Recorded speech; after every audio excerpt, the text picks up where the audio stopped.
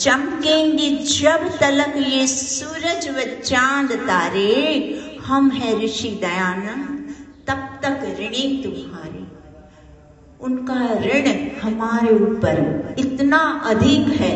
कि जितने भी संसार लोग आते रहेंगे जाते रहेंगे, वो उनके जितने भी कार्य हैं, उन्होंने जो महान कार्य किए, अनूठे कार्य किए, उन सारे कार्यों का लाभ लेते रहेंगे, लाभान्वित होते रहेंगे। तो उसका तात्पर्य फिर यही बनता है कि ऋणी, फिर हम जिनसे लाभ लेते हैं तो उसके हम ऋणी बन जाते हैं ना। तो जिससे लाभ लिया उसके ऋणी बने, तो अब उनका ऋण से उऋण होने का कर्तव्य दायित्व भी फिर उन सबका बन जाता है। जिन ने जिस वस्तु का लाभ लिया है तो उसके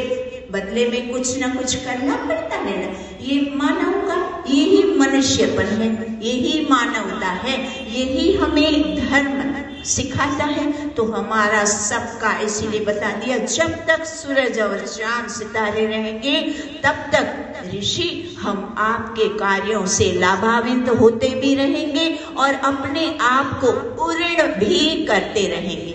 अब उऋण होने का जो बहुत सारी बातें विषय, अगली बार जो अगली कक्षा में हमने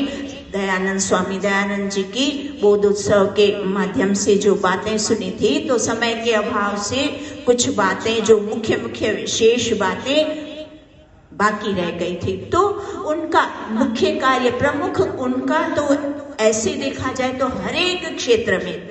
कोई ऐसा क्षेत्र नहीं था, कोई ऐसा क्षेत्र अछूता नहीं रहा जहां स्वामी जी के विचारों ने कार्य न किया हो। वो हर क्षेत्र में उनका अच्छी तरह से सुविचार, उन्होंने कैसे उस जगह पे कैसे कार्य करना सुचरित्रता से, तो उस तरह से उन्होंने बताया। पर उनका मुख्य जो अभी हम बातें चल रही थी, तो शिक्षा नीति की बात चल रही थी। अब शिक्षा नीति की बात पर हम वहां तक पहुंचे थे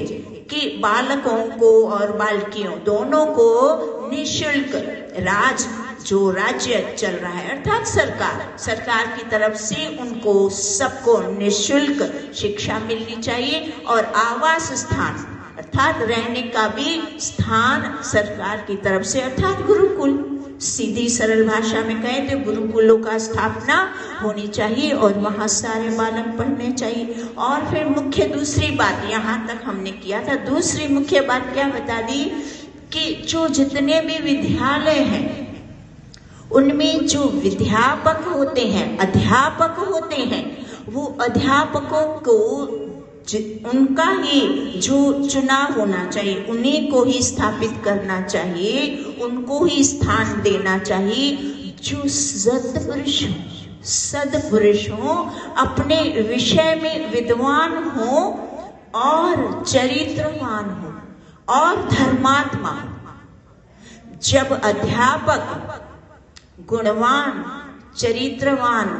सत्पुरुष और धर्मात्मा होगा, तब सारे विद्यार्थियों को जो शिक्षा देगा तो अपने विषयों की शिक्षा में तो वो माहिर होता ही है, पर उसके साथ साथ चरित्र का निर्माण वो सबसे अधिक महत्वपूर्ण रहता है।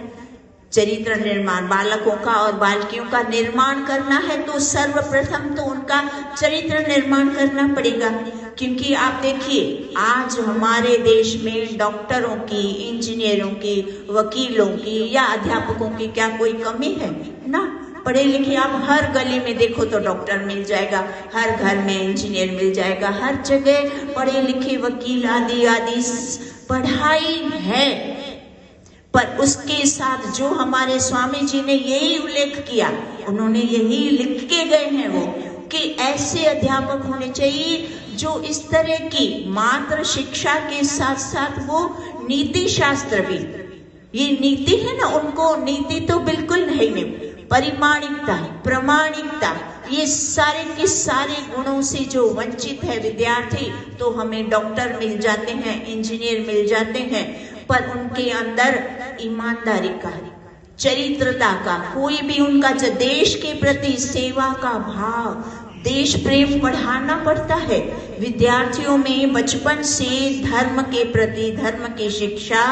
देश के प्रति देश शिक्षा, सारे समाज के प्रति हमारे क्या क्या कर्तव्य दायित्व, वो चरित्र निर्माण बचपन से ही करना पड़ता है। तब